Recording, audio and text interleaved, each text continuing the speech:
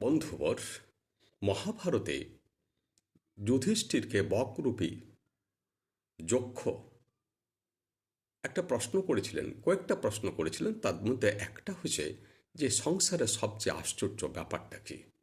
তখন যুধিষ্ঠির বলেছিলেন সংসারের সবচেয়ে আশ্চর্য ব্যাপারটা হলো যে প্রতিদিন প্রতি মুহূর্তে প্রচুর মৃত্যু দেখেও মানুষ নিজের মৃত্যুর কথা ভাবে না।